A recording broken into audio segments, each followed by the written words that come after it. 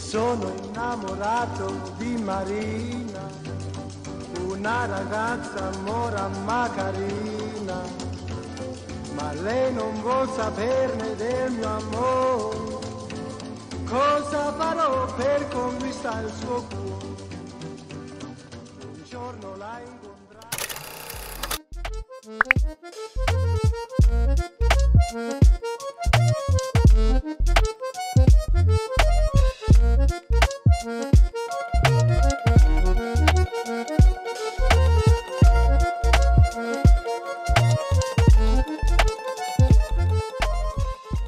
Hello, on se retrouve pour un nouveau vlog où cette fois-ci je suis à Naples, en Italie. Je suis très heureuse parce que moi l'Italie c'est la 3e fois que je viens ici et c'est un pays où je me sens tellement bien. La chaleur des habitants, la gastronomie évidemment, en tant que fan de pistaches, je trouve totalement mon compte. Et puis de façon générale, la façon dont l'Antiquité, la période antique imprègne vraiment l'architecture, les bâtiments, l'histoire, l'art aussi de façon générale. Donc moi en tant que grande fan d'histoire et de mythologie, j'y trouve vraiment mon compte. J'ai pris l'avion très tôt ce matin à 7h50, donc réveil à 4h30, ça s'appliquait un peu, mais c'est vrai que ça permet d'économiser une nuit, et en plus de ça, là ça y est, je suis installée, il est seulement 11h et quelques, il est même pas midi, donc ça c'est top. Je suis dans une auberge de jeunesse qui s'appelle Opestel. C'est très verdoyant comme cadre, en plein milieu de la ville, et depuis tout à l'heure il y a un lapin qui vraiment m'a suivi dans tout le jardin. Donc je vais vous montrer un peu. J'ai payé 76 € pour les 4 nuits. C'est une auberge qui est très bien notée sur Booking. Elle a 9,1 de notes avec près de 1300 avis. Donc ouais, j'ai plutôt bien choisi je pense.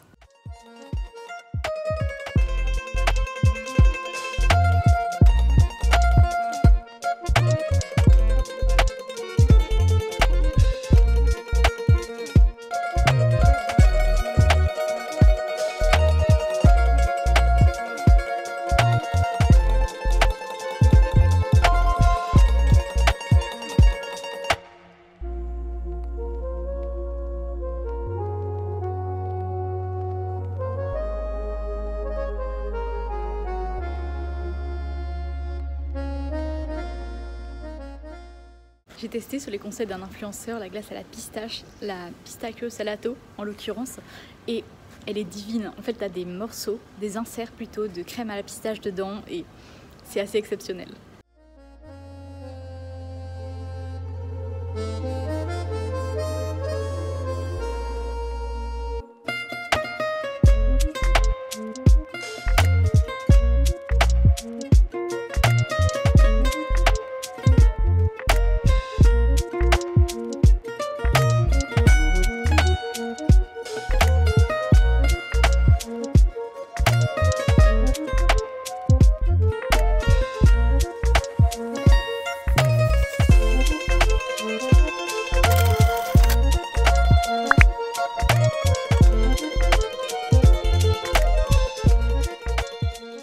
Nous sommes au jour 2 de mon périple à Naples et je me suis mise devant une fenêtre pour que vous puissiez voir la vue qui est sublime, si ça veut bien, voilà, avec un ciel à peu près bleu, donc ça c'est très agréable pour aujourd'hui. Au moins c'est lumineux. Je vous avouerai qu'hier j'avais mes chaussures trempées, donc j'ai vraiment terminé à l'auberge de jeunesse à sécher mes chaussures au sèche-cheveux, donc bon, c'était un peu misérable on va dire. Concernant le programme du jour, ce matin je vais au musée archéologique de Naples, donc ça je suis extrêmement impatiente parce que c'est beaucoup d'œuvres antiques, de statues, de fresques, d'objets.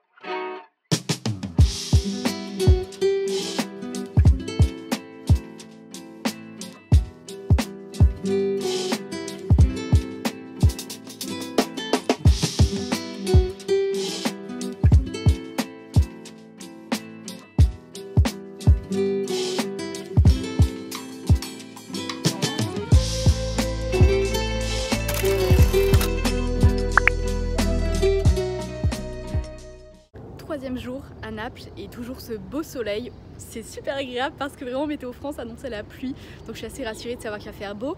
D'autant qu'aujourd'hui je passe la journée à Pompéi, donc sur le site archéologique. Autant vous dire qu'en termes d'abri, il n'y en a pas énormément, donc c'est vrai que ça m'arrange bien qu'il fasse un tel temps.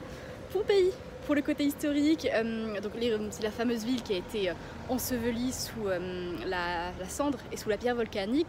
Donc c'était en 79 après Jésus-Christ pour le coup. En fait c'était une ville on ne peut plus normale italienne, mais ils ne savaient pas qu'à côté le Vésuve était un volcan, quoi. Ils pensaient que c'était une simple montagne. Et donc ils ont été totalement pris par surprise, puisque lorsque le Vésuve est entré en éruption, certains ont tenté de fuir, mais ils ont été écrasés par des blocs de pierre ou par des bâtiments simplement qui s'écroulaient. Et ceux qui sont restés, parce qu'il y a eu un temps d'accalmie après l'éruption, ils ont été asphyxiés tout simplement par les fumées avant d'être ensevelis, que je vous le disais, sous la pierre volcanique et la lave en l'occurrence. Pompéi, c'est un site qui encore aujourd'hui n'est pas totalement découvert, puisque déjà ça va seulement en 1700, dans ces eaux-là à peu près, que le site a réellement été mis à la vue de tous. C'est là qu'il a été découvert. Jusqu'à présent, les gens vivaient leur vie tranquillement, sans se douter qu'il y avait une ville ensevelie là-dessous. Donc les ruines ont peu à peu été découvertes, mais à ce jour, il reste encore un tiers de la ville à découvrir. C'est pour vous dire encore l'étendue du travail dessus. Bon, et comme je sais que vous aimez bien les crash test food, j'ai pris une sfogliatelle qui en fait est de la pâte feuilletée, fourrée. Donc on va voir ce que ça donne. J'ai pris ça à côté de la gare, juste avant de partir prendre mon train pour Pompéi. Oh merde. Bon, alors je suis pas encore arrivée à la partie fourrée, mais déjà c'est genre ultra croquant. Comme à peu près tout ce qui est fourré ici, c'est ultra généreux et c'est légèrement sucré. Et en plus vraiment ils l'ont sorti du four juste au moment où j'ai acheté, donc c'est assez exceptionnel. D'ailleurs j'ai pas précisé, mais c'est fourré aux agrumes. Je sais pas si vous allez voir, mais ici là on peut voir, il y a des mini morceaux justement d'agrumes dedans.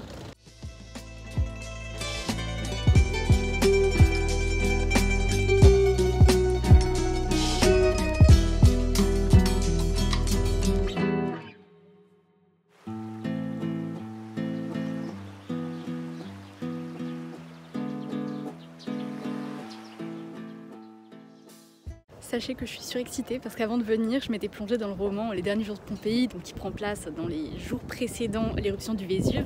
Et c'est une histoire d'amour entre Glaucus et Ione, pour la faire très très courte. Et ce qui est très intéressant, c'est que le livre dépeint vraiment la vie des Pompéiens. Et surtout, il y a toute une sous-intrigue que moi j'ai adorée, c'est mon personnage préféré, je pense, du récit, consacré à Apécide, qui est en fait le frère de Ione, qu'on force à se convertir à la religion égyptienne. Et on me dit dans l'oreillette qu'il a le temple d'Isis, justement, qui est au cœur du récit, et qu'il est quelque part dans la ville, donc je vais partir à sa poursuite. Mais c'est vrai que c'est quelque chose que je vous conseille avant de visiter une ville, c'est plongez-vous dans les histoires, dans les mythes, etc. avant d'y aller, parce que idem, moi dans les musées, depuis que je me passionne pour la mythologie grecque, je suis tellement heureuse de retrouver toutes ces figures que je connais bien finalement. Donc ça c'est mon conseil, si vous venez à Pompéi, lisez Les Derniers Jours de Pompéi, vraiment.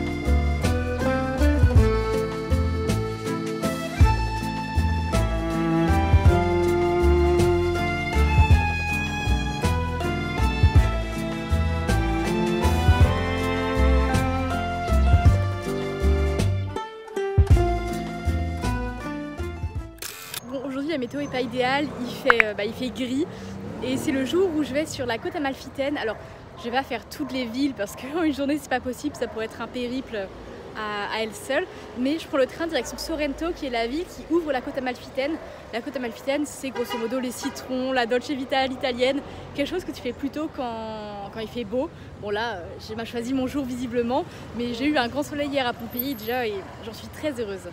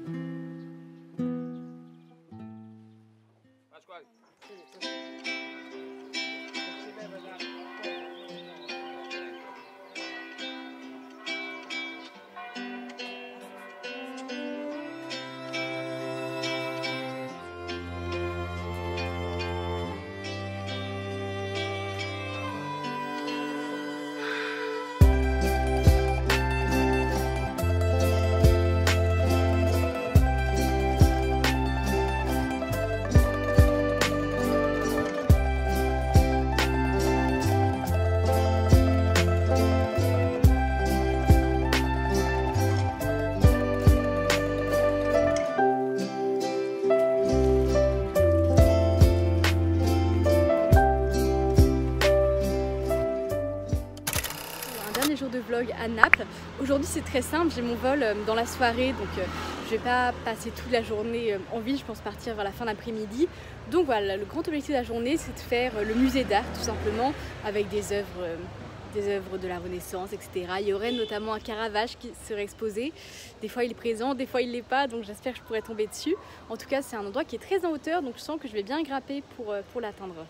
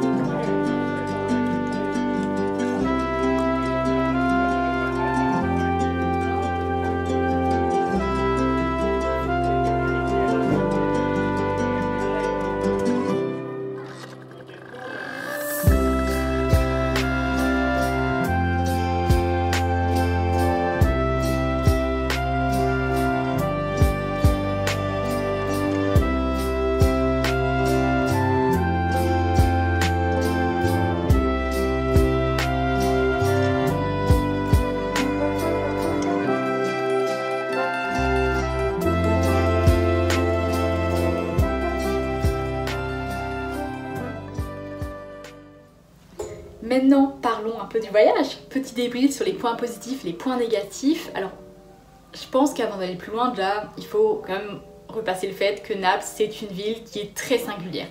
Vraiment, je n'ai jamais vu ça. C'est une ville où c'est presque bordélique en fait. On a ces petites ruelles très étroites où les habitants eh bien, accrochent leur linge soit sur des fils à linge, soit le Tancarville est carrément dans la rue. Mais c'est peut-être moi le point négatif que j'ai reproché à cette ville, c'est le volume sonore. Vraiment, c'est très bruyant en fait. Bon, les Italiens évidemment parlent fort, parfois, plusieurs fois même j'ai eu le sentiment que les gens s'engueulaient alors que ils avaient l'air de juste parler normalement, mais c'est vrai que le volume sonore est tellement élevé que nous c'est pas quelque chose auquel on est habitué, et surtout ce sont les klaxons, puisque la conduite des Italiens, et en l'occurrence des Napolitains, est infernale, c'est-à-dire que beaucoup sont en scooter en fait. Il n'y a pas tant que cette voiture, c'est plutôt des scooters, et en même temps au vu des montées, des descentes et puis des petites ruelles étroites, il vaut mieux avoir un scooter.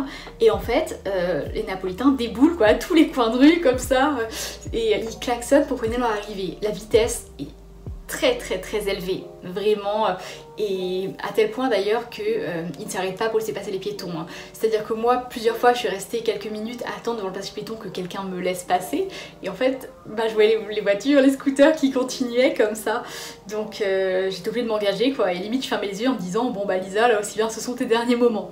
Donc ouais, que ça soit le côté bruyant de la ville, mais aussi la dangerosité des conducteurs, c'est vrai que ça sont mes principaux défauts. Autre problème que j'ai eu aussi, ce qui n'en est pas un, mais en tout cas moi qui m'a quelque peu dérangé, c'est le métro. Alors, ça ressemble plus à un RER en termes de comparaison, c'est-à-dire que donc on a un train qui est vraiment en plein cœur de la ville, un train urbain. J'ai comparé ça à des RER, on y est à peu près en termes de timing, parce qu'il y a des trains tous les 10 minutes à peu près, donc bon, en vrai c'est pas grand chose, mais c'est vrai que quand t'es habitué à ces lignes qui arrivent tous les 2 minutes, bon, c'est vrai que c'est pas forcément du temps que t'as prévu, du temps d'attente. Donc ouais, les trains passaient pas forcément régulièrement, mais ça encore ça va. Par contre, ce qui est très complexe, c'était pour acheter les billets. Alors déjà, il y avait ce fou rire à chaque fois, parce que quand vous sélectionnez la langue sur la borne, on a un message sonore, mais très bruyant quand tu choisis pas la langue italienne, qui dit « Attention aux voleurs ». Et ça vous fait tout un laïus sur le fait que vous pouvez être volé, sur les pickpockets, etc. Et comment vous dire que c'est très gênant, parce que toi t'es là, t'achètes ton ticket et t'as tout le monde qui comprend qu'en fait t'es touriste, que t'es français, et je trouve ça assez contre-productif parce que ça veut vraiment dire regardez telle personne, c'est une cible facile, c'est une touriste. Bon, mais c'est aussi que il faut en fait taper ta destination sur l'écran, il faut sélectionner où est-ce que tu vas t'arrêter. C'est pas comme, je compare ça beaucoup à notre réseau parisien, mais c'est pas comme à Paris où voilà, vous achetez votre ticket, vous le poinçonnez et puis vous rentrez. Là, il faut vraiment choisir cette destination et le prix est déterminé selon cela. Autre chose aussi, en parlant de poinçonner, moi je crois que je me suis fait avoir une fois, heureusement il n'y avait pas de contrôleur, mais en fait là-bas tu n'as pas de portique de sécurité. C'est pas comme... Je suis désolée de tout ramener à Paris, c'est vraiment la seule comparaison que j'ai. C'est pas comme à Paris où vous rentrez votre ticket, les portes s'ouvrent. Là, littéralement, vous descendez au quai et un peu à l'instar des vieilles gares SNCF, il faut faire poinçonner ton billet dans une machine. Et autant vous dire que c'est pas un réflexe que t'as. Donc plusieurs fois, j'ai oublié de poinçonner le ticket. Alors des fois, une fois, je suis rentrée dans la rame juste parce que je savais pas qu'il fallait poinçonner. Heureusement, voilà, il n'y avait pas de contrôleur. Mais il y a une fois où vraiment, je commençais à descendre des escaliers roulants et les deux gars derrière moi l'ont fait aussi. En fait, on a dû partir en arrière, remonter l'escalier dans l'autre sens parce qu'en fait, la borne, elle était en haut de la station et on avait oublié de poinçonner nos billets. Sinon, en termes de points positifs, évidemment, et ça je le dis à chaque fois que je vais en Italie, mais la gastronomie, évidemment. À Naples, moi, il y a la sfogliatelle qui m'a vraiment marqué, cette pâte feuilletée, voilà, fourrée à la crème, avec une crème à base d'agrumes, c'était délicieux. Donc voilà, j'en cherche en France, c'est pas facile, je sais qu'ils en vendent, mais des toutes petites chez Italie, dans le Marais. Mais c'est vrai que j'aimerais bien en regoûter des de taille plutôt normale. Et puis les prix évidemment, des glaces, je veux dire que tu payes 2 € tes 2 boules. J'ai été chez Gaïodine qui avait été recommandé par Théo.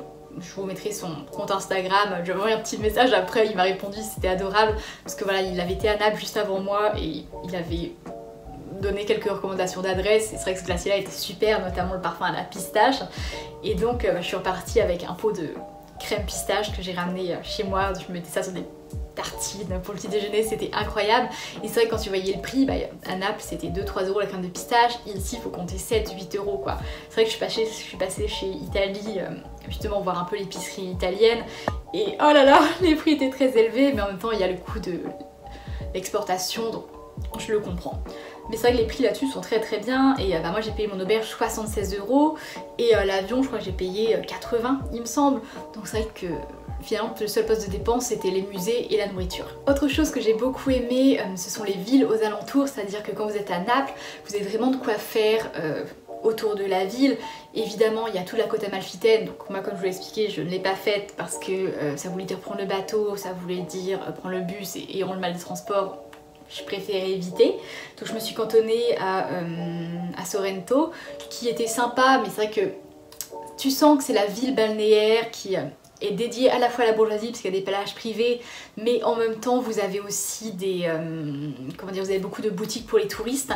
Et là, comme c'était l'hiver, il y avait une grande majorité de ces commerces qui étaient fermés. Une petite déception de ce côté-là. Par contre, c'est vrai qu'avec ce même train, vous pouvez aller à Herculaneum, à Pompéi, et avec une vue absolument magnifique, puisque voilà, c'est ça, ça m'a beaucoup rappelé les trains que vous avez dans le sud, ces lignes qui, typiquement la ligne qui fait Cannes-Nice, où vous avez, mais là c'est juste sublime, où vous avez, voilà, vous roulez et vous avez la vue sur la mer. Là c'était pareil, et puis bah évidemment sur le coin vous aviez le Vésuve. Donc voilà, encore un voyage en Italie, c'est un pays que j'adore et je suis toujours tellement heureuse, que ça soit... Je crois que je vais pas vous répéter mon discours sur l'Italie, que ce soit la gastronomie, que ce soit l'époque antique, les vestiges, la gentillesse des gens. C'est tout pour cette vidéo. J'espère qu'elle vous a plu, j'espère que vous avez pu profiter de ces beaux paysages napolitains avec moi. Et sur ce, je vous dis à la prochaine.